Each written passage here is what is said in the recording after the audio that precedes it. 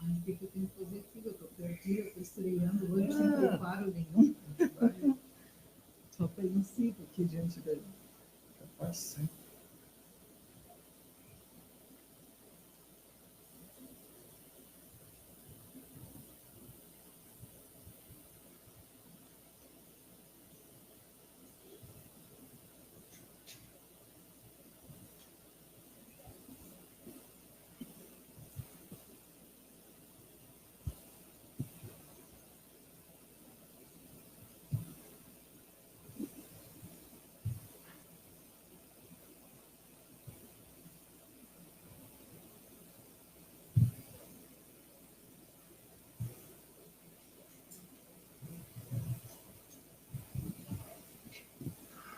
Esta é a Rádio Discípulos, a emissora do Amor via internet. Estamos falando ao vivo desde a Sociedade Espírita Discípulos de Cristo, aqui na cidade de Guaíba, Rio Grande do Sul, com o nosso programa Estudando o Evangelho.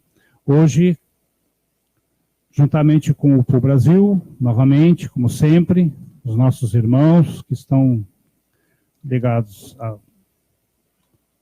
ao PU Brasil, é a Rádio Portal da Luz, a Rede Doutrina, a Semente de Amor, a Rádio Espaço Espírita, a Vivência Espírita, a Rádio São Francisco, a Rádio Amigo Espírita, Rádio Amigo Espiritual, a Rádio Ismael, juntamente com a Rádio Discípulos, nessa transmissão ao vivo do estudo do Evangelho. Que todos nós, com grata satisfação, hoje estamos recebendo de volta o nosso irmão Edson Varzak, né, que está retornando à casa, ele que está se recuperando, graças a Deus e a Jesus, e ao mundo espiritual e à proteção divina. E nós estamos muito felizes por tê-lo de volta juntamente conosco, porque ele é uma pessoa que sempre participou do estudo do Evangelho, e não era essa coisinha aí de derramezinho que ia tirar ele fora daqui, né? Então ele está retornando, ainda está com uma dificuldade ainda um pouquinho na fala, tem um pouco de paciência. Quando não entenderem, a gente repete alguma coisa, né, tem que falar, então a gente vai, quer que o nosso irmão Edson se sinta incluído juntamente conosco, não só da Rádio Discípulos, mas da Sociedade Espírita Discípulos de Cristo, porque a sua família foi fundadora da casa, participou da fundação dessa casa, que tem já 86 anos, se não me engano. 85, 86. Ah? Desde 1934. Vai fazer 86 esse ano. Então vai fazer 86. Mas é isso aí. Então a gente está muito feliz com a volta do nosso irmão. Muito bem. Eu quero dar a boa noite ao nosso irmão Nivaldo, que estava no rodeio da vacaria, largou tudo para vir aqui hoje estudar conosco. Seja bem-vindo, meu irmão. Boa noite. Boa noite, obrigado. E que possamos fazer a nossa noite de estudos o mais proveitosa possível e que possamos adentrar aos lares dos nossos ouvintes com palavras do nosso amado Jesus, nosso Mestre Jesus, que com as suas palavras abençoe a todos os lares, ajudando no progresso de cada indivíduo. Boa noite a todos. Temos, como eu já falei, a presença do nosso irmão Edson Varzak. Seja bem-vindo, meu irmão. Boa noite. Boa noite. Muito obrigado.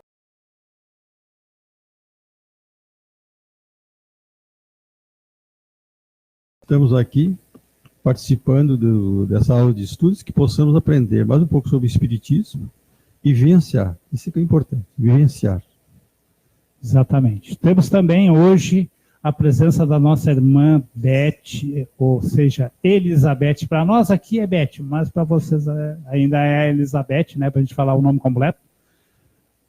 Está conosco, seja bem-vindo, minha irmã, boa noite.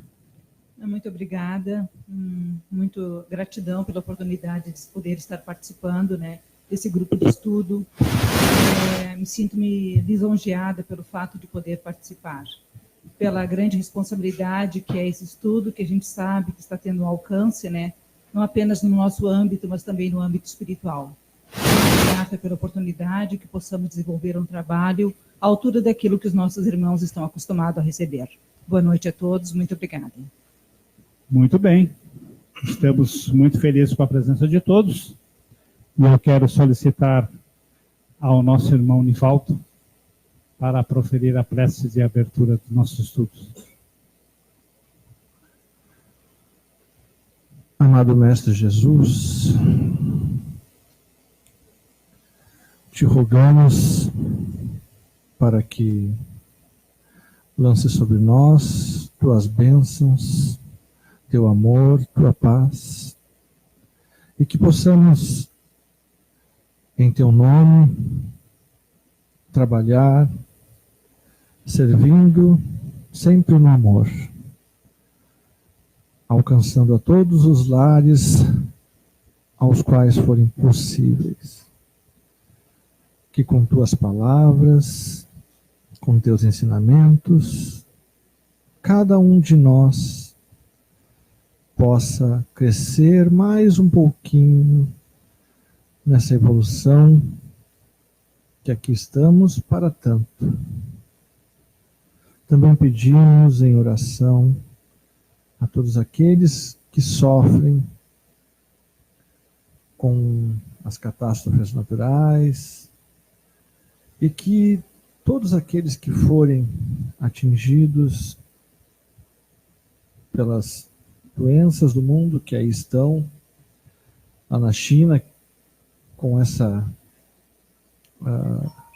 evolução desse vírus lá, que possamos orar e pensar pelo menos um minutinho em todos esses espíritos que estão desencarnando e aos que estão em sofrimento, para que ajudemos com nossas orações um pouquinho para o alívio desses seres que lá estão. Te pedimos graças pelo nosso estudo de hoje e que assim seja.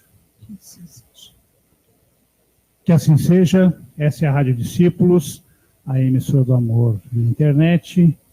Estamos comunicando em nome de Deus, em nome de Jesus, porque nós aqui estamos trabalhando para Jesus.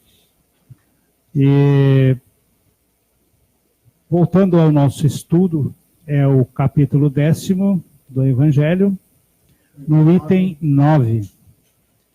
O argueiro e a trave no olho. Exatamente.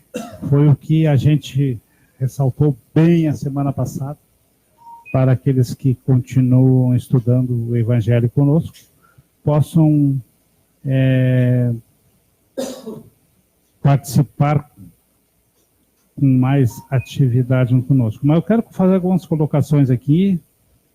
A Aldenora Sabino colocou aqui, mas que maravilha retornar ao programa juntamente com o retorno desse gladiador do bem, Edson Varzak. Mais uma colocação dela aqui. Querido Edson, todos nós do Seno, que é o Centro Espírita 9 de outubro, né, oramos por você e pedimos aos Espíritos benfeitores pela sua recuperação. Que bom, né? Deus continue te abençoando. Agradecemos a todos vocês por as palavras que nos são colocadas.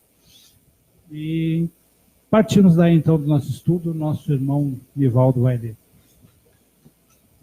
Então, capítulo 10, item 9, o argueiro e a trave no olho.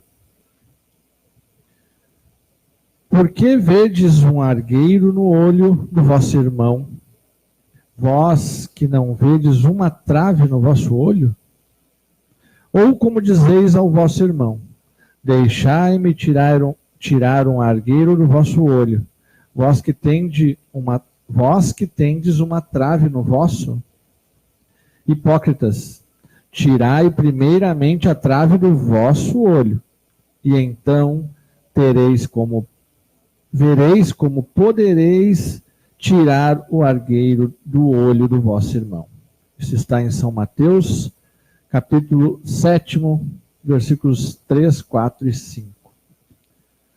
Um dos defeitos da humanidade é ver o mal de outrem antes de ver o que está em nós.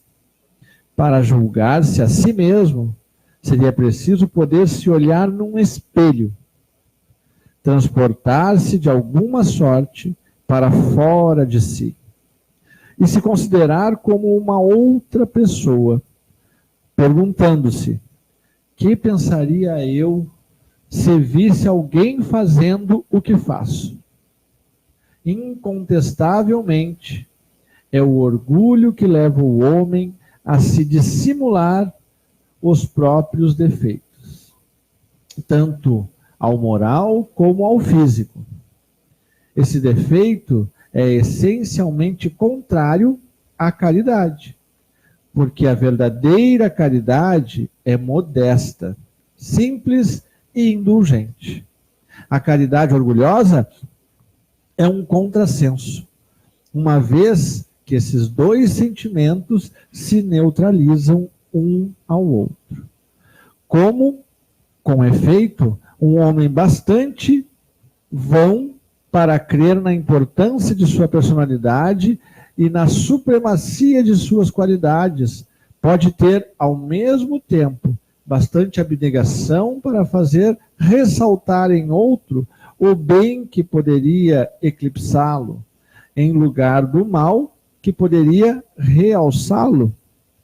Se o orgulho é o pai de muitos vícios, é também a negação de muitas virtudes. Encontramo-lo no fundo e como móvel de quase todas as ações. Por isso, Jesus se dedicou a combatê-lo como o principal obstáculo ao progresso. Acho que no capítulo anterior, acho que uma semana ou duas atrás, a gente até já tinha comentado alguma coisa, porque é uma sequência. Os assuntos se relacionam, né? E nós estamos aqui justamente para as nossas provas, né? Para aprender e para espiar, né? nesse mundo. E com certeza todos nós já passamos por isso e aos poucos vamos aprendendo que a gente enxerga sempre no outro aquilo que mais ressalta em nós. O defeito é muito mais visível no outro quando a gente conhece ele, a gente já é familiarizado a ele, né? A gente já tem uma simpatia com ele. Então, por isso que eu enxergo o defeito no meu irmão com facilidade, porque é o mesmo que eu tenho, então é isso que esse capítulo, que esse item, né, que esse texto quer nos dizer, né? Que a gente olhe primeiro para os nossos, conserte os nossos na medida do possível, porque nem sempre a gente vai conseguir consertar tudo em uma projeção, né? Uma projeção, pelo menos. Acho que só a intenção de dizer, não, eu sei onde é que eu estou errando e eu vou tentar consertar, já é um começo, já é um degrauzinho que tu subiu na escala da evolução.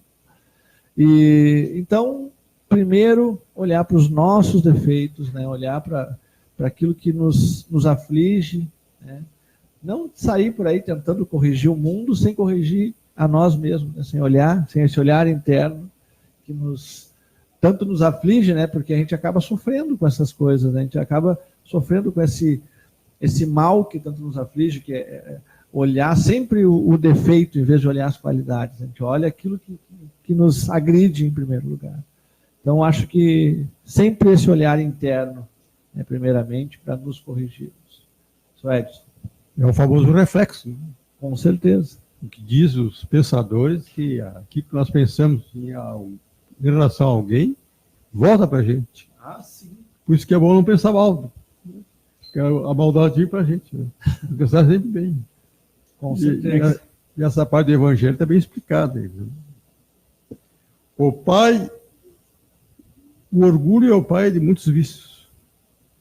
Exatamente. Então, e a gente tem essa facilidade mesmo de ver o defeito dos outros, porque nós nos enquadramos, como falou o nosso irmão Nivaldo, e além disso, é muito mais fácil eu ver o defeito do Nivaldo, do Edson, da Elizabeth, do que ver o meu.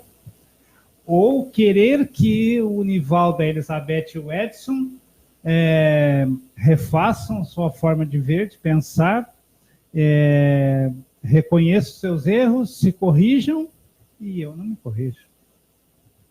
Então, nós temos que sempre nos preocupar com os nossos defeitos.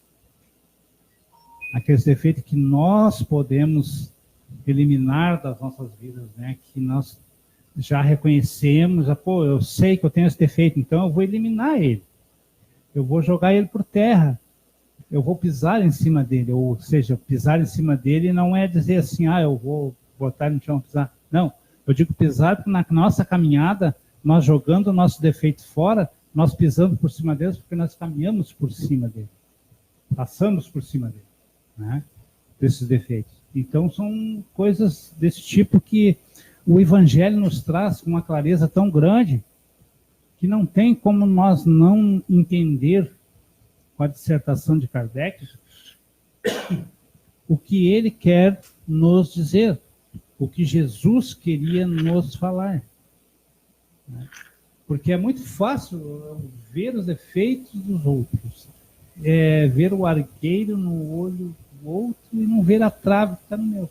Porque muitas vezes nós queremos que os outros se corrijam e nós muitas vezes não temos a capacidade de se corrigir. Nós temos que corrigir os nossos e não ficar apontando dos outros. Nós temos que ver as coisas boas que os outros irmãos nos trazem. Porque o erro do outro, o que mais é? Ele nada mais é do que um exemplo do que nós não podemos fazer. Se nós vemos um defeito em alguém, né, que seja prejudicial, que prejudique um irmão, ou a ele próprio, e nós nos colocarmos e nos fizermos um exame de consciência e buscar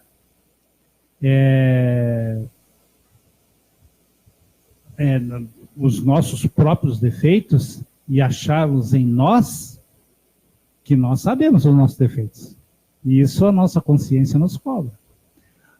Nós temos que corrigi-los e ajudar o irmão a corrigir o dele, mas não dizendo assim, olha, tu tem que melhorar nisso, nisso, nisso, porque tu é isso, é isso, é isso.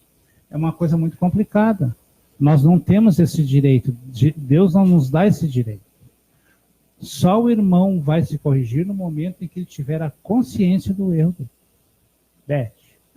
Posiciono-me da seguinte forma, né? Enquanto nós nos detemos a analisar o defeito alheio do nosso vizinho, né? Nós estamos nos furtando a responsabilidade de agir trabalhando os nossos defeitos. E há um adágio popular muito certo que nos diz assim, né? O único poder de modificar que nós temos é a nós mesmos, né? E, no entanto, no nosso estágio evolutivo em que ainda nós nos encontramos, né? Nós temos essa grande tendência de tentar achar um culpado para as nossas dificuldades, para os nossos equívocos, né? Sempre naquela intenção de que o problema que nós estamos vivenciando, o culpado é o outro. Isto nos isenta, de uma certa forma, entre aspas, né, da responsabilidade que nós temos de trabalhar o nosso interior, a nossa reforma íntima, né? Quando nos fala que o egoísmo e o orgulho são um dos maiores entraves ao progresso da humanidade, nos coloca exatamente no nível evolutivo que nós nos encontramos ainda, né? Quão pequenos nós somos, enquanto nós não tentarmos combater essas duas chagas que há dentro de nós, que é o orgulho e o egoísmo, né? Estamos muito longe da busca da condição de tirar a trave do nosso olho, a fim de podermos olhar e verificar, né, a trave, que é o erro do nosso irmão. E se a minha visão ainda está eclipsada para isso, como é que eu posso ver o erro do outro, né? Então, que nem o nosso irmão Paulo falou, temos que nos deter, sim, em busca da melhoria do nosso crescimento, de verificarmos aonde estão os nossos defeitos, né? E como foi colocado, com certeza nós sabemos. Mas, mais uma vez, é a falta de humildade, é o nosso orgulho, que não nos permite, muitas vezes, ter essa franqueza e olhar para dentro de nós mesmos, porque sabemos que somos responsáveis e a responsabilidade é unicamente nossa, né? De trabalhar os nossos defeitos, as nossas imperfeições. Olha como é nada por acaso. justamente o que a irmã Beth está falando aqui, né? De buscar o melhor, né? Sempre. Né? E é o texto do Emmanuel, né? Que nós sempre trazemos aqui, né? O Evangelho por Emmanuel, que fala sobre esse texto, né? Do Evangelho. O título já é isso: busquemos o melhor. Está em Mateus 7, capítulo 7, versículo 3. A pergunta do mestre, ainda agora, é clara e oportuna. Muitas vezes, o homem que traz o argueiro num dos olhos, traz igualmente consigo os pés sangrando. Depois de laboriosa jornada na virtude, ele revela as mãos calejadas no trabalho e tem o coração ferido por 1000 golpes de ignorância e da inexperiência. É imprescindível habituar a visão na procura do melhor, a fim de que não sejamos ludibriados pela malícia que nos é própria. Comumente, pelo veso de buscar bagatelas, perdemos o ensejo das grandes realizações. Colaboradores valiosos e respeitáveis são relegados à margem por nossa irreflexão, em muitas circunstâncias, simplesmente porque são portadores de leves defeitos ou de sombras insignificantes do pretérito que o movimento em serviço poderia sanar ou dissipar. Pequenos nódulos na madeira não impedem a obra do artífice e certos trechos empedrados do campo não conseguem frustrar o esforço do lavrador na produção da semente nobre.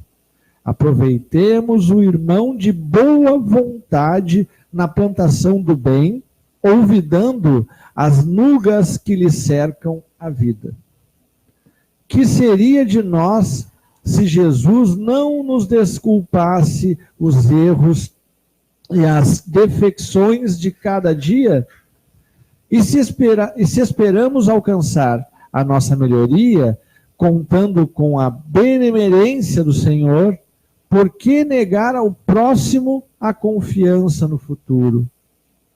Consagremo-nos à tarefa que o Senhor nos reservou na edificação do bem e da luz, e estejamos convictos de que assim agindo, o argueiro que incomoda o olho do vizinho, tanto quanto a trave que nos obscurece o olhar, se desfarão espontaneamente, restituindo-nos a felicidade e o equilíbrio por meio da incessante renovação.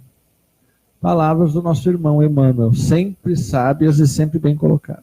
Uma colocação da Elizabeth Serrano, ela diz assim: só que esquecemos que quando apontamos um dedo para nosso irmão, 4 apontam para nós mesmos.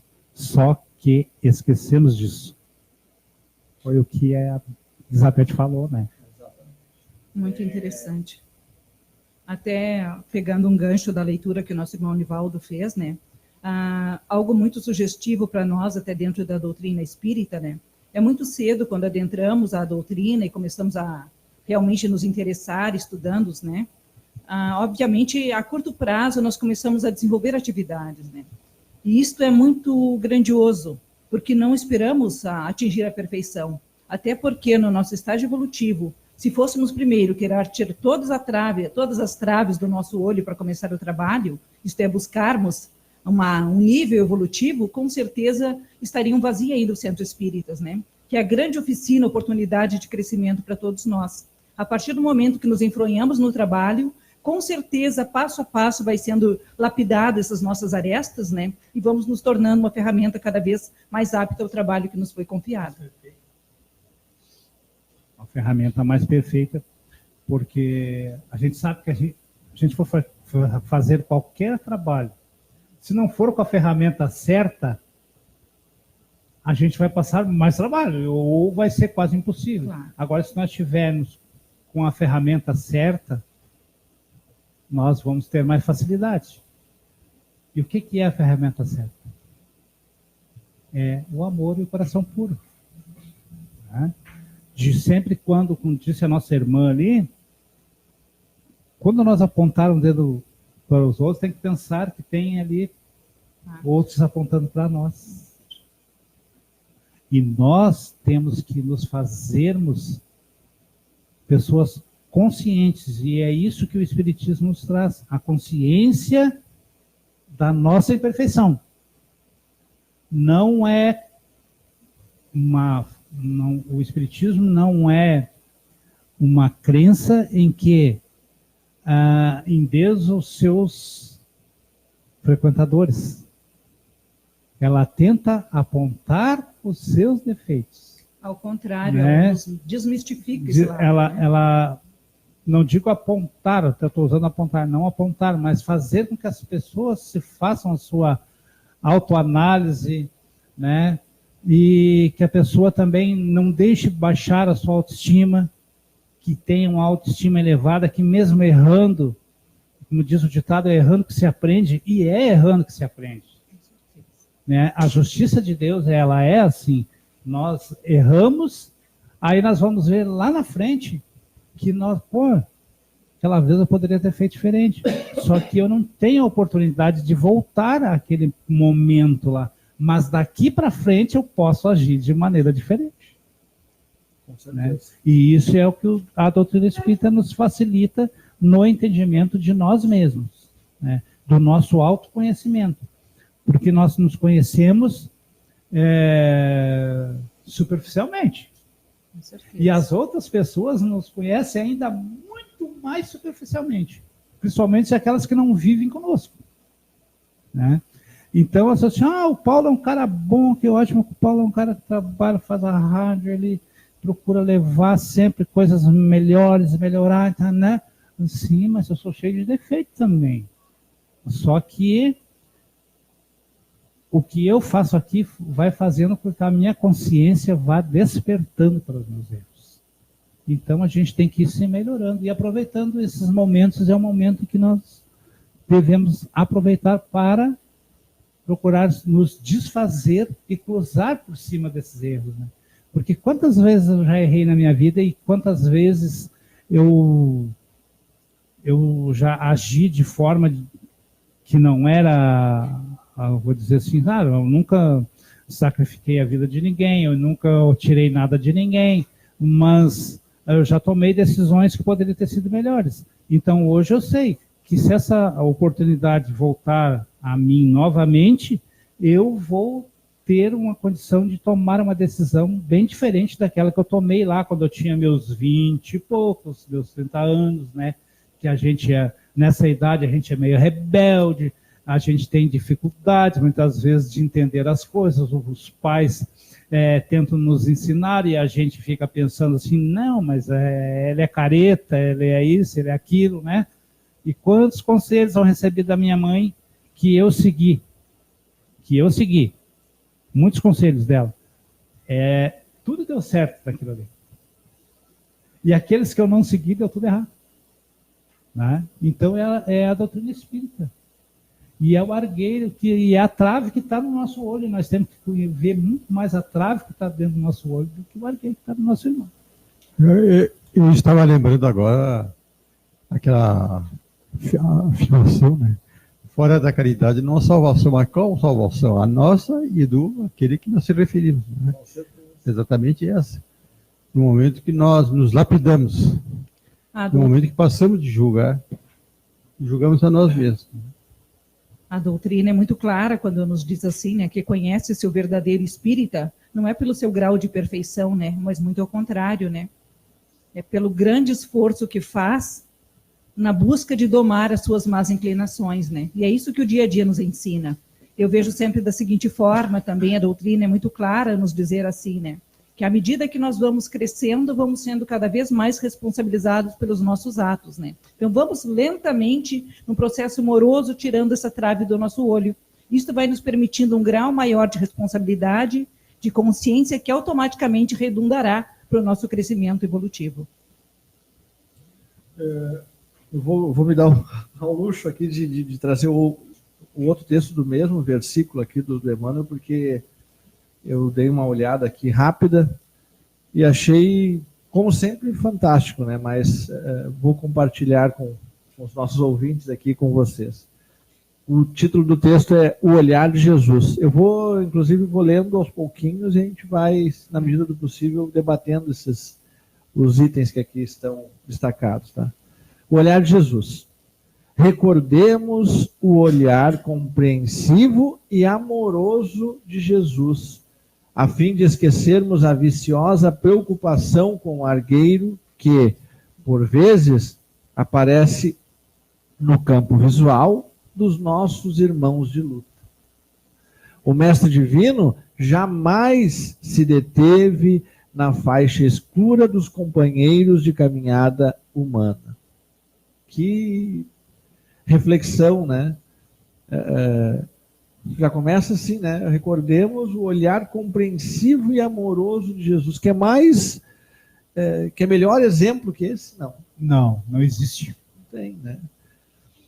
Seguindo, né? Então aí ele comenta: em Bartimeu, o cego de Jericó, não encontra o homem inutilizado pelas trevas, mas sim o amigo que poderia tornar a ver, restituindo-lhe, desse modo, a visão que passa de novo a enriquecer-lhe a existência. Ele não enxergou o defeito, ele enxergou o que aquilo ali podia frutificar naquela criatura que estava sofrendo com aquilo. Então ele foi além, né? Ele enxergou além daquilo. E só, claro, né? Só ele para enxergar assim. Em Maria de Magdala, não enxerga a mulher possuída pelos gênios da sombra, mas sim a irmã sofredora e, por esse motivo, restaura-lhe a dignidade própria, nela plasmando a beleza espiritual renovada que lhe transmitiria mais tarde a mensagem divina da ressurreição eterna. Que dádiva, né? Que dádiva. E eu vejo assim, Anivaldo, ao longo da nossa caminhada evolutiva, né, à medida em que nós vamos aprendendo a olhar o nosso irmão com os olhos cheios de amor, que no Evangelho nos recomenda, né, nós passamos a identificar que tudo aquilo que ele está fazendo, ele está só querendo ser feliz da maneira dele, né? Talvez ele não tenha um grau de compreensão naqueles equívocos que ele comete ao longo da caminhada, ele está dando o seu melhor. Então não compete a nenhum de nós julgá-los, né? Com certeza. Ao contrário, nós temos que ter olhos de amor, que nem os olhos de Jesus, né? Oxalá estamos tão longe de tudo isso, né? Mas é uma caminhada, né? Que nós precisamos empreender essa caminhada. Longa e dolorosa. Longa e dolorosa. E quando nós adentramos a doutrina espírita, esse é um convite de constante renovação na nossa vida, né? Que não fiquemos ao longo do caminho pensando naquilo que poderíamos ter feito, né? A nossa oportunidade é agora. A cada dia nós temos uma nova oportunidade de recomeçar e de fazer diferente. E vamos sempre sendo responsabilizados à medida que vamos retirando a venda dos nossos olhos, né? Essa trave que são as nossas imperfeições, que nos levam ainda a ver de uma maneira tão pequena, né? Aquilo que acontece com o nosso irmão. Sem analisar as consequências daquilo que ele está vivenciando, por que ele agiu daquela forma. Eu sempre penso assim, e nós? No lugar dele, na posição que ele está, será que estaríamos fazendo diferente? Eu faço muito essa análise, né, de tudo aquilo que às vezes me vem no ímpeto de julgar, colocar nessa visão assim. Ele continua dizendo, desculpa, que o povo hebreu esperava, né, um revolucionário. Isso tudo que o Jesus trouxe é revolucionário. Com certeza. Né? É tudo revolucionário. É a prática da caridade sem orgulho. Se o cara está orgulhoso, vai praticar a caridade, aí não é caridade. Obviamente. Eu sou tão humilde que eu chego a sentir orgulho da minha humildade. Então, ele continua dizendo assim, em Zaqueu, não identifica o expoente da usura ou da apropriação indébita, e sim o missionário do progresso, enganado pelos desvarios da posse, e por essa razão devolve-lhe o trabalho e o raciocínio à administração sábia e justa. Em Pedro, no dia da negação, não repara o cooperador enfraquecido, mas sim o aprendiz invigilante a exigir-lhe compreensão e carinho. E por isso transforma-o, com o tempo, no baluarte seguro do evangelho nascente, operoso e fiel até o martírio e a crucificação. É aquele que está precisando de ajuda, que nem... Com certeza. É que nem uma mãe com muitos filhos, aquele que tem mais problema, ela fica ajudando aquele que tem mais problema. É para recuperar. Exatamente. Né? Belo então exemplo. ele via quem está precisando de ajuda, vão ajudar aqui a pessoa. Viu o potencial, mas via que estava precisando de ajuda. Então vamos ajudar a esse potencial se aflorar. Né? Aflorar. Aí, em Judas, não surpreende o discípulo ingrato, mas sim o colaborador traído pela própria ilusão e, embora sabendo-o fascinado pela honraria terrestre, sacrifica-se até o fim, aceitando a flagelação e a morte para doar-lhe o amor e o perdão que se estenderiam pelos séculos, soerguendo os vencidos e amparando a justiça das nações. Busquemos algo do olhar de Jesus para nossos olhos. Desculpa. E a crítica será definitivamente banida do mundo de nossas consciências, porque então teremos atingido o grande entendimento que nos fará discernir em cada ser do caminho, ainda mesmo quando nos mais inquietantes espinheiros do mal, um irmão nosso necessitado, antes de tudo, de nosso auxílio e da nossa compaixão. Palavras do nosso irmão Emmanuel. Palavras de salvação. Como diria os nossos irmãos padres, né? Hoje eu ainda fiz um comentário, né, a respeito de com a facilidade com que nós descartamos as relações hoje, né? Então nós vivemos um mundo onde nós banalizamos tanto os relacionamentos que tudo é descartável, e entre esse tudo entrou o ser humano também, né? Eu não procuro mais entender o meu irmão, a dificuldade que ele está vivenciando, né? Em primeiro lugar, eu coloco a minha toga de juiz e condeno, né? Faço o meu julgamento, sem analisar os meus defeitos, os meus equívocos, né? E analisar por que essa pessoa está agindo dessa forma. O diálogo está cada vez mais precário, e é isso que faz com que nós venhamos a tornar as nossas relações cada vez mais descartável, né? Ao passo que nós, como ser humano, não temos o direito de descartar. Vamos parar, vamos ouvir, né? Vamos fazer aquela reflexão, por que aquele irmão está vivenciando aquilo, né? Será que não é o momento de nós nos abeirarmos dele e orar mesmo à distância, se nós não tivermos condições de fazer mais nada, né? É isso que o Evangelho nos convida, né? É um convite diário à nossa melhoria como ser humano. Muito bem, dona Beth. Vamos falar dos nossos ouvintes, daqui a pouco eu começo a perder aqui. A Aldenora Sabino, lá de Recife, Pernambuco. Sempre na escuta. Isso, está retornando hoje, né? Ela estava de férias. A nossa irmã Sueli Paz, a nossa irmã Rosângela Souza, José Monteiro Borges, a Giane Neves, a Elizabeth Serrano, o seu Alberto Kodama, conhece o seu Elizabeth? Ouvinte assíduo.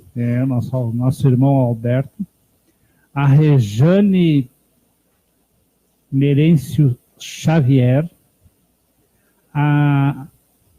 o Michel Ligeiros, pelo sobrenome, acho que não é brasileiro, mas se for, me desculpe. José Luiz Ferrari Souza, Eduardo Alessio Pedro, a Silvia Barbosa, a Josi Welter, que é minha sobrinha, o Odinei Oliveira, a Maria Santos, quem mais? Vamos lá, quem mais? Ivana Moreno, Marcos Rezende, a Gisele, a Gi, ali do Lar Irmã Esther, frequentador e trabalhador do lar, e o Marcelo Varzak. Que legal. O Marcelo, para quem não sabe, é filho do nosso irmão Edson Varzak. Muito bem. Seguimos a leitura? O Demarco colocou ali, Demarco Antônio Viegas, colocou: parabéns, meu amigo Paulo, pelo ótimo trabalho. O parabéns não deve ser dado a mim, sim a Deus e a Jesus pela oportunidade que eu tenho de estar aqui trabalhando, juntamente com esses irmãos maravilhosos que estão aqui, os que estão na escuta, e como você, que está mandando esse recado de autoestima para nós, para que nós possamos continuar esse trabalho cada vez melhor. Continuamos, meu irmão Nivaldo. Então, agora... Depois eu falo no resto. O item 11, não julgueis, a fim de que não sejais julgados. Aquele que estiver sem pecado, lhe atire a primeira pedra. Não julgueis. Quem tem coragem aí? Não julgueis a fim de que não sejais julgado, porque vós sereis julgados segundo houverdes julgado os outros. E se servirá para convosco da mesma medida da qual vos servirdes para com eles. São Mateus, capítulo 7, versículos 1 e 2. Então, os escribas e os fariseus lhes conduziram uma mulher que tinha sido surpreendida em adultério e a colocaram de pé no meio do povo, dizendo a Jesus: Mestre, esta mulher acaba de ser surpreendida em adultério. Ora, Moisés nos ordena na lei para lapidar as adúlteras. Qual é, pois, sobre isso, vosso entendimento? Eles diziam isso tentando a fim de ter do que acusá-lo. Mas Jesus, abaixando-se, escrevia com o dedo sobre a terra, como continuassem a interrogá-lo. Ele se ergueu e lhes disse: aquele dentre vós que estiver sem pecado, lhe atire a primeira pedra. Depois, abaixando-se de novo, continuou a escrever sobre a terra. Mas eles, ouvindo-o falar assim, se retiraram um após o outro, os velhos saindo primeiro, e assim Jesus permaneceu só com a mulher, que estava no meio da praça. Então Jesus, se levantando, lhe disse: mulher, onde estão os vossos acusadores? Ninguém vos condenou? Ela lhe disse: não, Senhor. Jesus lhe respondeu: eu também não vos condenarei. Ide, e no futuro não pequeis mais. São João, capítulo 8, versículos de 3 a 11. Aquele que estiver sem pecado, lhe atire a primeira pedra. Disse Jesus. Esta máxima nos faz da indulgência um dever, porque não há ninguém que dela tenha necessidade para si mesmo. Ela nos ensina que não devemos julgar os outros mais severamente do que julgaríamos a nós mesmos, nem condenar em outrem o que nos desculpamos em nós. Antes de censurar uma falta de alguém, vejamos se a mesma reprovação não pode recair sobre nós. Só aqui já dá para tirar bastante coisa, né? Essas duas passagens aqui e esse esclarecimento logo a seguir. Aquele que estiver sem pecado, lhe atire a primeira pedra. Com certeza não serei eu. Vai ficar todas as pedras, né? Ficarão todas as pedras na mesma posição, com certeza, né? Porque quando temos um pouquinho de bom senso, nós nos autoanalisamos, né? E percebemos quanto ainda temos que nos melhorar, né? Quão grandes são as nossas imperfeições. E isso não nos dá o direito, então, de julgar. Até há poucos dias eu vi uma versão sobre o que Jesus escrevia na areia, né? Enquanto aguardava as pessoas refletirem, né? E diz que pela sua sensibilidade mediúnica, né, ele percebeu que cada um daqueles que estava à volta, ele sabia dos seus pecados, né? Pela sua sensibilidade. E o que ele fez? Observou atentamente cada um deles e foi escrevendo sobre a areia os seus pecados. Então, cada um que estava vendo aquilo que Jesus estava escrevendo, estava ciente de que ele realmente sabia, né, das suas imperfeições. E foi lentamente se dissipando, cada um consciente das suas imperfeições, e deixaram a adúltera com Jesus. E ele, no entanto, que poderia crucificá-lo, usou de compaixão e de amor para com ela, né? Que façamos o mesmo, né? Com certeza. O cinema mostra muito bem essa parte. Eu tenho um filme sobre Jesus que aparece bem essa parte e é interessante, né? É a confirmação do argueiro e da trave de um olho, né? E o julgamento. Como é que eu vou julgar uma pessoa se eu tenho defeito? Não foge da realidade, foge do pensamento certo, né? Esse é um cuidado que eu sei ter, né? Com certeza. Usando as palavras judiciais, né? Nós temos que nos dar por impossibilitados de julgar pela condição que nós somos ainda, né? Que dentro da linguagem judicial o juiz se declara impossibilitado quando existe um parentesco, quando existe uma amizade, quando existe uma ligação, né? Só que nós somos impossibilitados no geral, porque nós sabemos ainda quanto nós temos que nos melhorar, né, meu irmão Nivaldo? Estamos vivendo uma era de intolerância, né, a todo instante, em todos os momentos. A gente passa por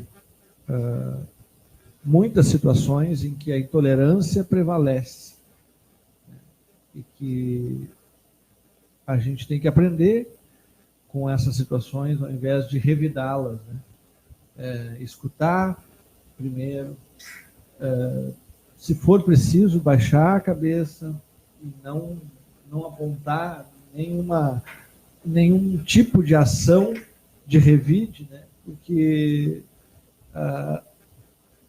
toda e qualquer palavra hoje ofende alguém, as pessoas perdem a paciência com muita facilidade.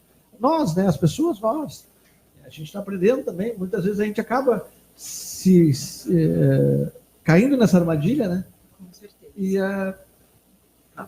que bom que a gente consegue, pelo menos, já perceber isso e logo de imediato, eu não deveria ter feito isso. Vou tentar me melhorar para a próxima vez. A gente vê muito jogador no trânsito. Com certeza, isso é o que mais tem, né? Infelizmente, esses exemplos que aconteceram ultimamente aí nos chocaram muito, né? E nos chocam a todo momento ações que... Quanto vale uma vida humana, né? Por um simples amassadinho no carro, 3 vidas humanas se dilaceraram. Isso. Por nada, simplesmente pela intolerância, pela impaciência, pela falta de compreensão, né? De saber o que estava passando aquele irmão quando chegou lá e bateu no meu carro. De repente ele estava preocupado com alguma coisa, se distraiu e acabou, sabe? Tu pensa por que ele bateu no meu carro? Por que ele fez aquilo comigo? Já sai julgando e ameaçando. Tu não pensa, ele devia estar com algum problema, vou lá ver o que está acontecendo. Não tem a compreensão primeiro, existe primeiro o julgamento, a gente julga primeiro para depois, e aí no julgamento a gente acaba se enfurecendo e esse tipo de atitude, né, que aconteceu aí acaba por vir à tona, né? Então nós temos que evitar ao máximo, sempre que possível, em qualquer tipo de discussão, de ofensa, né, respirar fundo, pensar no que está sendo dito, né, e se precisar, não dar as costas e vai embora. Não fica, tem ao menos para ver o restante da conversa. Ah, ele é um covarde? Sim, eu prefiro ser covarde do que eu ser pivô de uma discussão em que vai abreviar a minha existência ou a existência do irmão. O mato morro, né? Ou vamos correndo para o mato ou correndo para o morro. Eu pensei muito a respeito, eu pensei nisso agora há pouco, na outra fala, eu pensei nesse assunto, mas não quis trazer a baila porque não queria, assim, fazer outras colocações. Mas aí entra muito o papel dos pais, da mãe, por exemplo, porque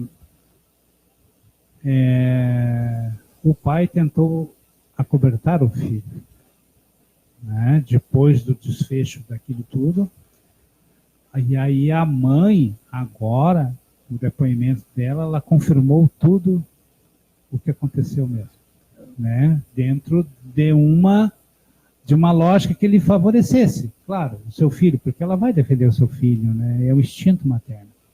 Mas ela usou de mais coerência no seu depoimento do que no depoimento. Para quem não sabe, que não é daqui, não é daqui do Rio Grande do Sul, esse foi um caso que aconteceu há 2 domingos atrás, um domingo de tarde, uma família retornando de uma festa, e um deu uma riscadinha no carro do outro, e, sei lá, não se acertaram, não parou, coisa assim, e aí foram lá e o cara pegou uma arma e simplesmente matou o pai, a mãe e um filho, né?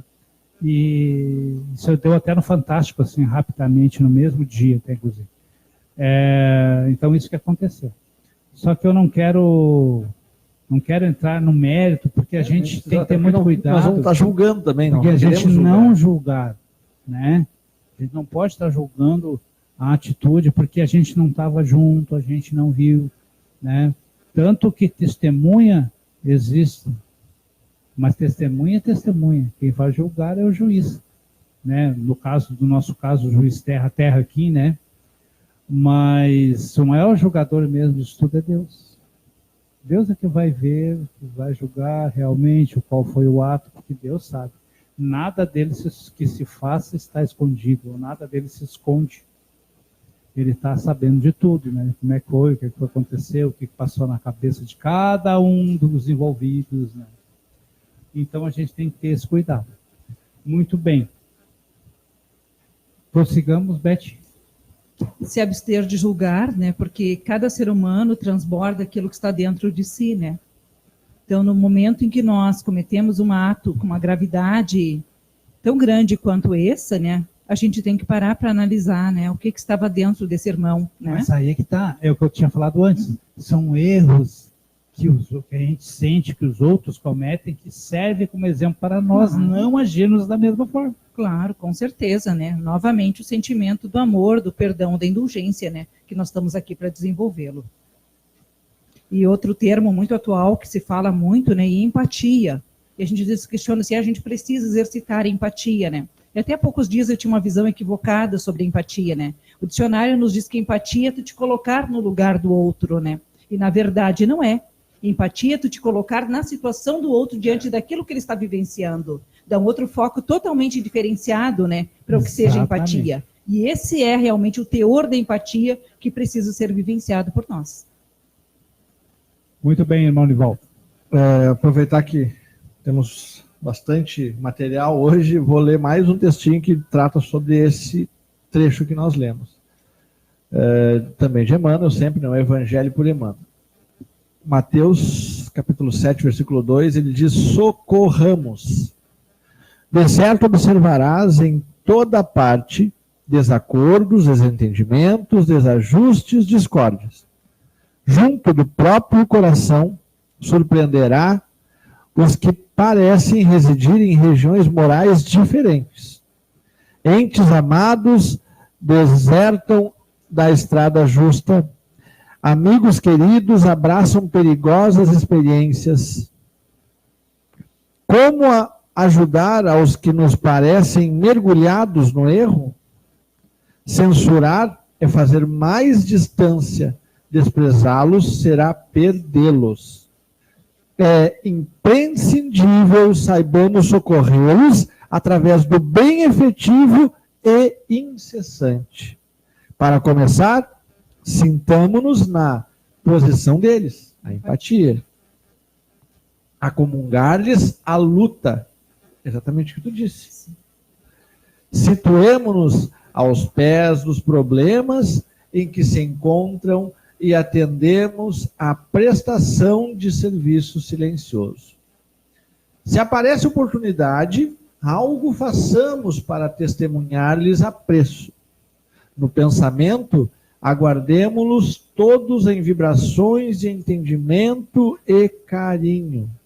Na palavra, envolvamo-los na bênção do verbo nobre. Na atitude, amparemo-los quanto seja possível. Em todo e qualquer processo de ação, fortalecê-los para o bem é nosso dever maior. À frente, pois, daqueles que te afiguram desnorteados, entende o coração e as mãos para auxiliar, porque todos estamos no caminho da evolução e, segundo a assertiva do nosso Divino Mestre, com a medida com que tivermos medido, nos hão de medir a nós. Pegou pesado agora. É muito. É um chamamento à nossa responsabilidade, né? Mais do que nunca, para que não venhamos a julgar, né? E nós, comumente, até nas discussões de meio social no qual nós vivemos, né? Quando um fato nos chama atenção ou vai para a mídia, né?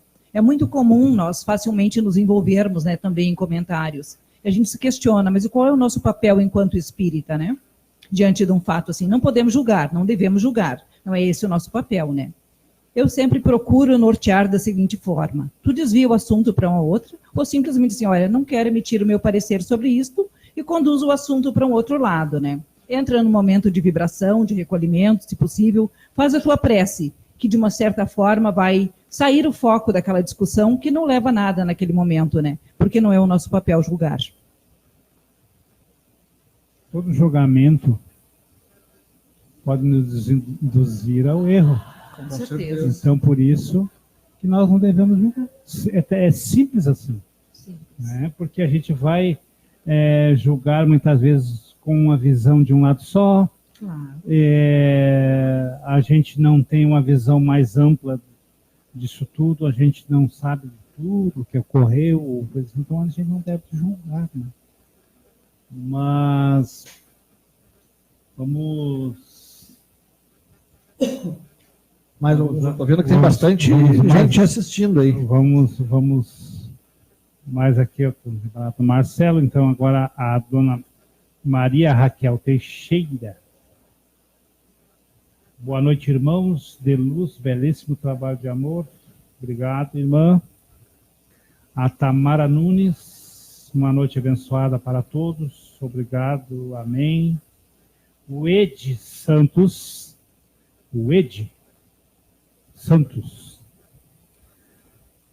Estamos te aguardando aí, meu irmão. Não sei se está por Guaíba, onde que você está, mas estamos te aguardando aí. A dona Carmen Lenz, que é a nossa vice-presidente doutrinária aqui da Discípulos, está na escuta, nós temos responsabilidade a partir desse momento. Beth. Seguimos a leitura? Seguimos. Então, a censura lançada sobre a conduta de outrem pode ter dois motivos: reprimir o mal ou desacreditar a pessoa cujos atos se criticam. Esse último motivo não tem jamais desculpa, porque é da maledicência e da maldade. O primeiro pode ser louvável e torna-se mesmo um dever em certos casos, uma vez que disso deve resultar um bem, e sem isso o mal não seria jamais reprimido na sociedade. O homem, aliás, não deve ajudar o progresso do seu semelhante? Não seria preciso, pois, tomar no sentido absoluto este princípio? Não julgueis, se não quiserdes ser julgados, porque a letra mata e o espírito vivifica.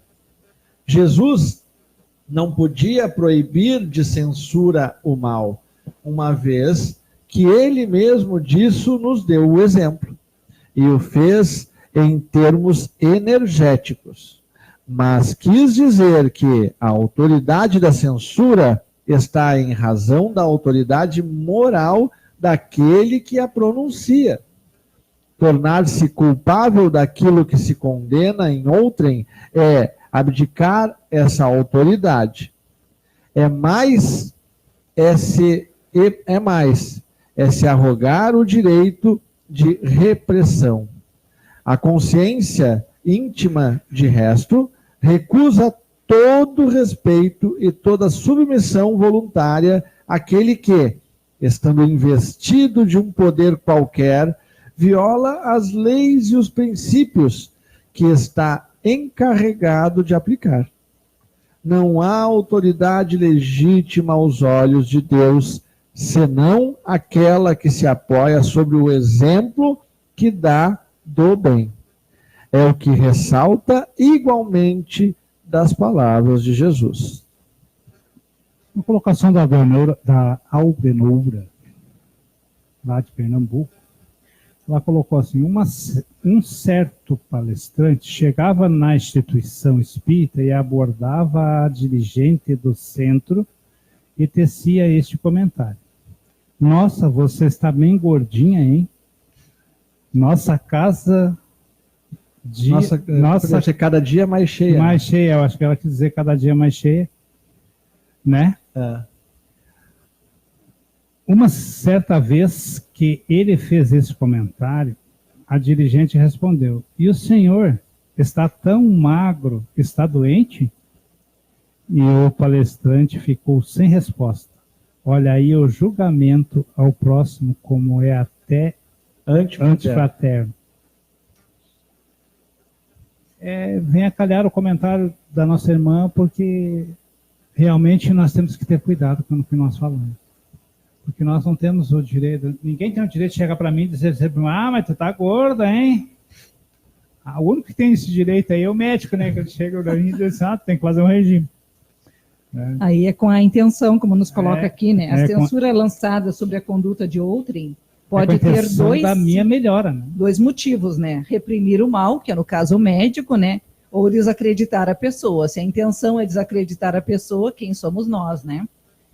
Reprimir o mal sempre válido, né? Mas aí voltamos ao enfoque primeiro, né? Que condições nós temos de... Gente, que hoje está movimentado. O Ed Santos, abraços a todos os queridos amigos da mesa. Parabéns pelo trabalho. O Ed Santos... quem sabe quem é o Ed Santos? O Ed Santos é o cunhado Gilberto, né? Da Eliane. Cunhado da Eliane Santos, que é a irmã do Edson. O Ed é irmão do Eider. Do Eider, que é trabalhador do Banco do Brasil, né? Foi casado com a Eliane. Quem é. Desencarnou. Sim, tudo, sim. né? Participou algumas vezes aqui. O Marco Antônio Viegas. Bom ver a amiga Beth e o amigo Nivaldo fazendo esse ótimo trabalho na seara do Cristo. Que o bom Deus esteja sempre convosco. Forte abraço a todos. Obrigada. E a Aldenora também colocou que Jesus veio para ensinar o amor ao próximo, não para ensinar a ninguém a ser preconceituoso. Vou ler o comentário do Alberto Kodama aqui. Ó. Alberto Kodama, grande abraço. Julgar ou censurar ou revelar. O mal das pessoas somente é permitido se disso resultar um bem conforme reforçado, também no item 21 deste mesmo capítulo 10.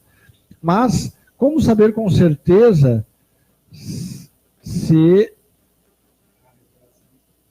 a revelação, cadê eu parei aqui? Se a revelação ou o julgamento vai resultar em um bem? Eu sou suspeito, porque eu adoro esse japonês, né? Eu aprendi a amar esse japonês aí, né? Então, Eu sou suspeita, dizer assim, mas é bem colocado, né?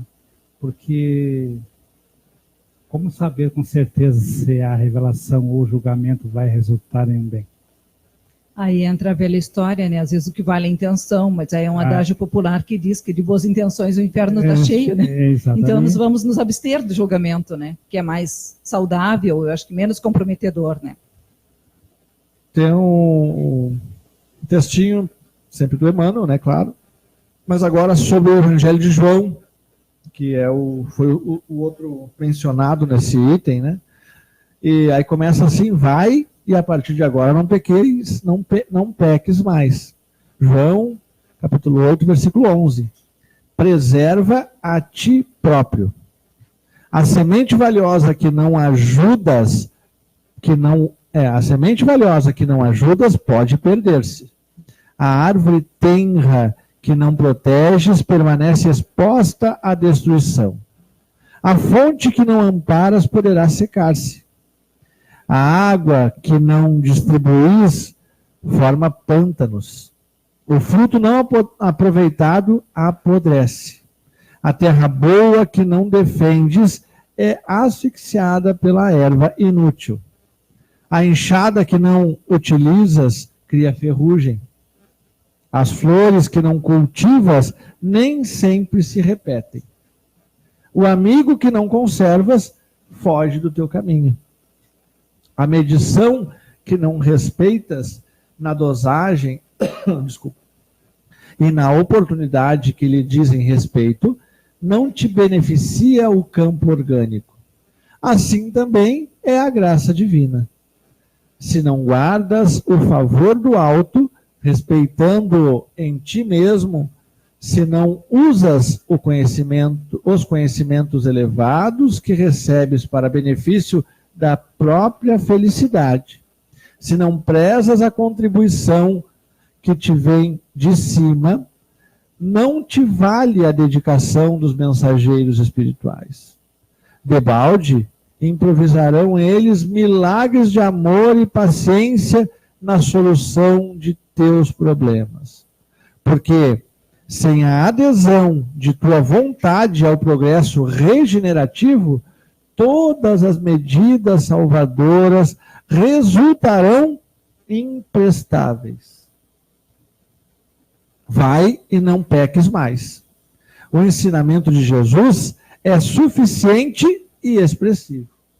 O médico divino proporciona a cura, mas se não a conservamos dentro de nós, ninguém poderá prever a extensão e as consequências dos novos desequilíbrios que nos sitiarão a invigilância. Que dedinho na moleira. Volta bem o comentário que nosso irmão Paulo fez de início, né, a respeito da ferramenta, né? Que a ferramenta não nos diz o uso que devemos fazer dela, né? Podemos pegar uma enxada e usar para arar a terra, para carpir, né? E como podemos usar para agredir o nosso irmão. Isso é a ferramenta que nós recebemos no nosso dia a dia, né? O nosso conhecimento, que à medida que vamos adentrando, nos enfronhando nessa doutrina de amor, mais nos compromete, né? É uma ferramenta, é aquele talento que nós recebemos e que precisa estar desenterrado e ser colocado cada dia em ação, em benefício do nosso crescimento e em melhoria do nosso irmão, que está na nossa caminhada, na jornada do dia a dia. É o uso que nós fizemos, não é? Que nem diz na passagem do Evangelho, eu não sei, não lembro qual é o capítulo, que eu tenho certa dificuldade de gravar capítulos e itens. Mas ali fala, né, sobre a enxada, né? Seria justo o patrão dar a enxada para que o seu funcionário venha usar contra ele? Não, ele está dando a enxada para ele trabalhar e a oportunidade para ele trabalhar. E é isto que Deus nos dá. Ele nos dá a oportunidade do crescimento. E o nosso crescimento só vem com a busca do conhecimento e com a nossa melhora, né? Tanto que nós nos melhoramos e o exemplo que nós damos. São várias formas de crescimento que nós temos, possibilidades são muito grandes. Então a enxada ela serve para capinar a terra, como a gente fala aqui no sul, né? Serve para cavar a terra para um plantio, serve para abrir covas para fazer um plantio, mas ela serve para várias coisas. Assim é a lei de Deus, ela nos serve para várias coisas também. Só que nós devemos ter o cuidado de como usar estas ferramentas que Deus nos dá. Edson Varzak. São boas reflexões sobre essas orientações, e o importante é a gente estabelecer uma tolerância, né? E saber essa tolerância que tudo tem que ter uma tolerância. Até onde vai a tolerância? Né? O próprio Jesus foi enérgico. Ele tinha uma tolerância.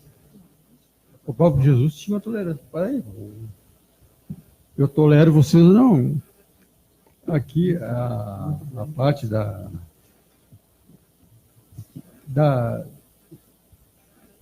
daquele julgamento ali estou olhando aqui, o item 11. Não julgueis a fim de que não seja julgado aquele que estiver sem pecado, lhe atire a primeira pedra. Então, era uma tolerância.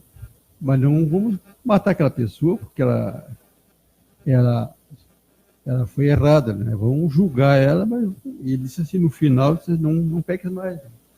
Vai e não peques mais. E deu uma ajuda muito grande para ela. Mas bota ajuda nisso, né? Falando aproveitando o seu gancho, né? Aproveitando o seu gancho, irmão Edson. Aí vem um textinho de João também. De Emmanuel, sobre o texto de João. E ele fala justamente sobre o que o senhor acabou de dizer, né? Que é essa passagem aí da pecadora. Aí o texto começa, e o adúltero. O título é esse. O caso da pecadora, apresentada pela multidão a Jesus, envolve considerações muito significativas referente ao impulso do homem para ver o mal nos semelhantes, sem enxergá-lo em si mesmo. Entre as reflexões que a narrativa sugere, identificamos a do errôneo conceito de adultério unilateral. Se a infeliz for encontrada em pleno delito, onde se recolhera o adúltero, que não foi trazido a julgamento pelo cuidado popular? Seria ela a única responsável? Se existia uma chaga no organismo coletivo, requisitando intervenção a fim de ser extirpada, em que furna se ocultava aquele que ajudava a fazê-la. Se tinha um mal, alguém estava junto. Sozinha, ela não fez adultério. O coautor, né? Acho que é coautoria, exatamente. A atitude do mestre naquela hora caracterizou-se por infinita sabedoria e inexcedível amor. Jesus não podia centralizar o peso da culpa na mulher desventurada. E deixando perceber o erro geral, indagou dos que se achavam sem pecado. O grande e espontâneo silêncio que então se fez constituiu resposta mais eloquente que qualquer declaração verbal. Alguém deve ter pensado, muitos devem ter pensado assim, sobrou para mim. Exatamente. Ao lado da mulher adúltera, permaneciam também os homens pervertidos, que se retiraram envergonhados. O homem e a mulher surgem no mundo com tarefas específicas que se integram. Contudo, num trabalho essencialmente uno dentro do plano da evolução universal. No capítulo das experiências inferiores, um não cai sem o outro, porque a ambos foi concedido igual ensejo de santificar. Se as mulheres desviadas da elevada missão que lhes cabe prosseguem sob triste destaque no caminho social, é que os adúlteros continuam ausentes da obra de juízo, tanto quanto no momento da célebre sugestão de Jesus. Tinha que ser Jesus, né? Isso foi um senhor puxão de orelha. Nossa.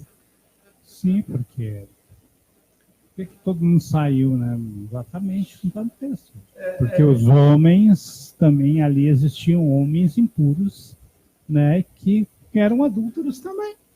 Quantos dos que estavam ali, né? Com certeza poderiam fazer parte para que ela se tornasse aquela, para que ela mantivesse aquele. Até porque ela não tinha marido. Na Bíblia, pelo menos, não diz que ela tinha marido, né? Mas, de repente, muitos homens que vinham a ter com ela, ou sejam, eles poderiam ter esposas. Estariam, dessa forma, num pecado leis, maior, né? Um pecado até maior, até, né? As próprias leis da época eram machistas, né? E as mulheres não tinham voz, né? Ela era adúltera porque estava com o marido de outra. E o marido da outra. Pois é esse que eu estou me referindo. Essa é o X da questão. Né? E, com certeza, a gente pode trazer isso para a atualidade e a gente vai ter muitas discussões e muitos pontos de vista em relação a isso. Mas que sejamos, né, então, que não sejamos hipócritas e assumamos o nosso erro, já que eu trouxe a adúltera porque também fui eu o adúltero que estive com ela. Então, assumamos nosso erro sempre que necessário. Né? E não jogar, não fui eu, não peguei nada, não fiz nada. Né? Não. Vamos assumir, sempre que necessário, assumir a culpa, assumir os nossos erros, refletirmos sobre os nossos erros. Isso é tão importante, né? Todo dia, quando encostar a cabecinha lá no travesseiro antes de dormir, pensar, né? O que eu fiz de errado hoje? O que eu posso me melhorar? O que eu posso me corrigir? Isso é refletir os erros, isso é se corrigir. Isso faz um bem enorme, isso nos traz uma paz de espírito, isso nos faz progredir no nosso caminho. Né? O que eu posso melhorar? Com certeza. Hoje errei, né? Amanhã vou errar, mas vou errar menos, né? Exatamente. Pelo menos isso. Irei errar um pouco menos do que hoje. Né? Acho que, aqui nós vamos... como disse, isso aqui vai longe, essa discussão. Mas o que falta muito importante, muito bem colocado esse texto aqui. Até eu não havia lido ele ainda. Casualmente agora peguei aqui e caiu como uma luva. Né? Não tem... É genial. Genial. Como sempre, né? Emmanuel... Nós fomos até onde, hein, Nivaldo? Nós lemos o não julgueis a fim de que não sejais julgado. Aquele que estiver sem pecado, lhe atire a primeira pedra. Nós chegamos a ler até o final? Chegamos a ler até o final. Então paramos nele. Isso, paramos nele. É o item, na próxima semana, o estudo será o 10. Dos Espíritos. Na instrução dos Espíritos. Isso, perdão das ofensas, item 14. Quem quiser acompanhar semana que vem, fazer uma leitura e já ir se preparando para nós. Sim. Para o nosso estudo conjunto, né? Nós e os ouvintes da Rádio Discípulos já aproveitem e anotem. Instruções dos Espíritos, perdão das ofensas, do capítulo 10, o item 14. Item 14. Muito bem. Vamos deixar aqui também um abraço para o meu amigo, o Edson Rodrigues, que também é trabalhador do Lar Master. Vou dar uma sugestão aqui. Alan Lima.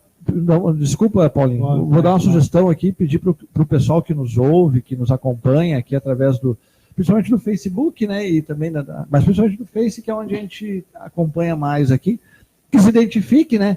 Diga, eu sou o fulano de tal, se pertence a alguma casa, até porque a gente também Tu conhece bastante gente, mas nem todos conhecem É, todos. que nem a né? semana passada, o nosso irmão que se identificou lá de Serra Talhada. Exato, se identifica de onde que é, Né? que Lá cidade. da terra do Charles, do Tiringa lá, né? Não precisa ser ligado a nenhuma entidade. Claro que isso aqui qualquer pessoa vai estar ouvindo, mas se identifica e diz, pelo menos, eu sou fulano de Guaíba, sou fulano da Barra do Ribeiro.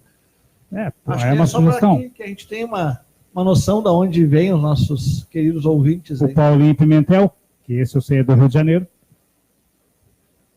A Daniele Pacheco. Conheço.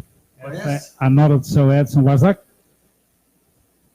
Também é um ouvinte assíduo, está sempre nos assistindo, nos ouvindo. A Juliane Souza, que é minha sobrinha, que é a irmã da Josi Welker. O Júnior Vidal, que é cantor espírita. E a Cláudia Conter, juntamente com a Aurora Luiz e o Paulo Vieira de Castro. Muito bem, gente. Nós estamos o nosso coração exultando de alegria pelo retorno do nosso irmão Edson Vazak. Agora, eu sei que não vai falhar mais nem um dia até o final do ano. Com certeza. É que nós temos que buscar sempre. E pela participação da nossa irmã Beth aqui, né? Muito... Seja sempre bem-vinda, né? Lá. Muito obrigada pela oportunidade, com certeza. A Elizabeth Serrano diz assim, sou de Bofete. Eu não conheço a cidade, não sei de onde é. Nos orienta aí, Elizabeth Serrano, de onde é a tua cidade. Isso. Eu quero agradecer também a Elizabeth, está convidada a participar conosco, né? De repente, não sei qual é o grupo de estudo que ela vai estar monitorando. O convite está no ar. Né? Está convidado para participar sempre que tiver possibilidade. Agradeço a oportunidade, sempre que possível estarei presente. Muito gratificante poder trazer a minha pequena parcela de contribuição a esse tão nobre trabalho. E eu quero agradecer também ao nosso irmão Nivaldo, que sempre com a sua perspicácia e o seu conhecimento, ele sempre procura, como eu falei antes, o trabalho estava falando para a Beth, né, do Nivaldo, ele sempre procura colocar outros textos, além do Evangelho, no nosso estudo, isso é muito importante. Mas ligados ao Evangelho, nunca Sim, fora dele. ao Evangelho, lógico, porque esse é o nosso objetivo. E só para complementar, esse trabalho que eu leio sempre aqui, se eu não me engano, são 6 ou 7 obras que são o Evangelho por Emmanuel. Aí ele divide o Evangelho de João, o de Mateus, o de Lucas. Então são vários, e sempre com esses textos pequenininhos e bem colocados. Agradecer também a presença do nosso irmão Edson Vazak, com muito carinho, né? Eu que agradeço, tu tem buscado em casa e... Não, a gente... Mas eu estou me recuperando. Bem recuperado, eu não preciso buscar em casa. Já está muito bem, graças a Deus. Está muito bem, está falando bem, está bem audível. Então já até achei que ia ser um pouquinho mais difícil, mas não foi. Tranquilo. Né? Bem excelente tranquilo. Demais até. Então nós estamos... a Elizabeth Serrano respondeu que é perto de Botucatu, em São Paulo. São Paulo. Exatamente. Bem-vinda sempre, Elizabeth Serrano. Então, agradecendo a todos, agradecendo aos nossos ouvintes, eu, Paulo Sampaio, comunicando, agradecendo sempre de coração a todos os irmãos que participam aqui na mesa, os irmãos que participam do outro lado da internet, os irmãos espirituais que participam juntamente conosco, também nessa abóboda espiritual que cobre essa Casa de Amor, fundada em 1934. Então, a gente fica sempre exultante pela oportunidade de poder trabalhar e poder levar esse áudio, esse vídeo até as pessoas para divulgar a doutrina espírita e também auxiliar os irmãos muitas vezes a buscar um caminho de esclarecimento. Ninguém está dizendo que você tem que ser espírita, não. Porque não é, porque o espiritismo foi que... Não, é a gente que se melhora. Tem pessoas que dizem, estou tentando ser espírita. Mas não é uma questão de estar tentando ser espírita. É a questão de dizer, eu sou espírita, tentando me melhorar. Porque defeitos nós vamos ter, vamos continuar tendo alguns, mas nós vamos melhorando esses defeitos com o tempo, né? Nós vamos tentando melhorar. E é isso que a doutrina espírita é a proposta dela. Então eu quero... Beth, faz a prece de encerramento para nós. Com certeza. Queremos então, neste momento, agradecer a presença de todos aqueles irmãos que nos acompanharam, né, no decurso desse programa. Agradecer os nossos benfeitores espirituais, que sob a égide amorosa de Cacique de Barros, com certeza estiveram conosco nesta noite, né? E que possamos retornar para os nossos lares, levando conosco essa energia saudável pela oportunidade de aprendizado, de estudo, porque sabemos que, ao longo da nossa caminhada, quanto mais procuramos adentrar essa doutrina de amor, mais verificamos que temos muito a aprender ainda. Que tenhamos a humildade em nossos corações de receber o novo como uma ferramenta que nos oportunize o crescimento espiritual. Que possamos, na noite de hoje, levarmos este grande esclarecimento para as nossas vidas. Não julgueis a fim de não ser julgados. Se ao adentrarmos em qualquer questão, onde faça-se necessário o nosso julgamento, que nada possamos fazer que possamos contribuir, vamos nos abster. Vamos elevar o nosso pensamento numa prece e entregar a Deus, a Jesus, que eles sim estão capacitados a esse julgamento. Porque, como nos coloca Jesus, aquele que estiver sem pecado, atire a primeira pedra. E sabemos ainda que temos muito que aprender, muito que nos burilar, a fim de que tenhamos condições de julgar. Sejamos juízes, sim, mas em favor da nossa própria causa, não com o intuito de nos macerar, mas com o intuito de nos analisar e procurar melhorar no nosso dia a dia. Como eu costumo dizer sempre, errar sim, mas a cada dia errar menos. Que Deus nos abençoe, nos ampare e proteja cada um de nós, que esta mensagem espírita possa ser adentrado aos lares de todos vocês, deixando uma energia de amor e de muita paz. Muito obrigada. Gratidão. Graças a Deus, graças a Jesus, que assim seja. A Benora deixou aqui uma noite plena de paz e saúde para Edson e para todos os irmãos do estudo da noite de hoje. Que assim seja. Muito obrigado, minha irmã. Agradecendo a todos, então, agradecendo ao PU Brasil, a rede de emissoras e mídias espíritas que participam juntamente conosco, agradecendo a todos os seus ouvintes também e desejando a todos uma resto de semana proveitoso,